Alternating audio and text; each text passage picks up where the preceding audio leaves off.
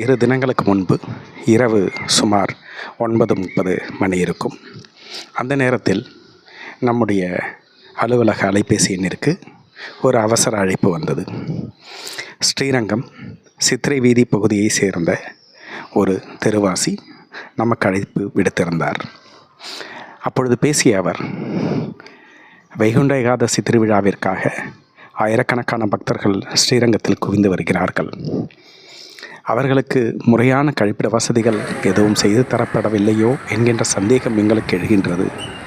காரணம், இன்று இரவு சுமார் 9 மணி அளவில் வயதான தம்பதியர் எங்கள் வீட்டு கதவினை தட்டி, என் மனைவிக்கு அவசரமாக சிறுநீர் கழிக்க வேண்டிய உபாதை உள்ளது, ஆகவே உங்கள் கழிப்பறையை பயன்படுத்தி கொள்ளவா என்று கேட்டபொழுது எங்களுக்கு மிகவும் அதிர்ச்சியாக இருந்தது.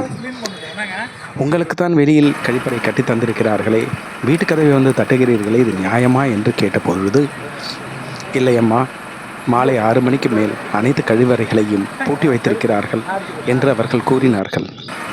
எங்களுக்கு இந்த செய்தி மிகவும் அதிர்ச்சியை ஏற்படுத்தியது. உடனடியாக உங்கள் அலுவலகத்தை தொடர்பு கொள்கின்றோம்.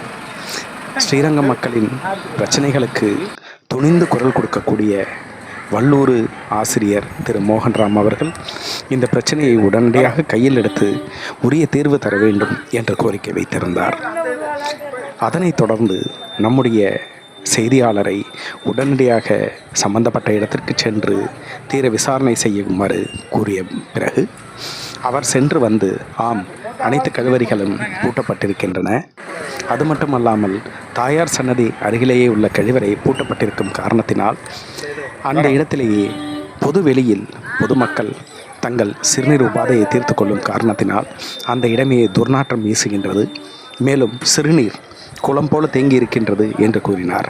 மேலும் வெள்ளை கோபுரம் அருகே உள்ள கழிவறையும் ரங்காரங்கா கோபுரம் அருகே உள்ள கழிவறையும் மட்டுமே திறந்திருப்பதாகவும் அவர் கூறினார். உடனடியாக இது தொடர்பாக நம்முடைய ஆசிரியர் திரு மோகன்ராம் அவர்கள் மாநகராட்சி அதிகாரிகளை தொடர்பு கொண்டு பேசிய உடனே அவர்கள் விரைவாக இதற்கு தீர்வு தருவதாக உறுதியளித்தார்கள். அதனைத் தொடர்ந்து இன்று காலை மாநகராட்சியை சேர்ந்த துப்புரவு தொழிலாளர்கள் ஸ்ரீரங்கம் வடக்கு வாசல், வெள்ளை கோபுரம் மற்றும் முக்கிய இடங்களில் டாய்லெட் வசதியை ஏற்பாடு செய்து தந்திருக்கின்றார்கள்.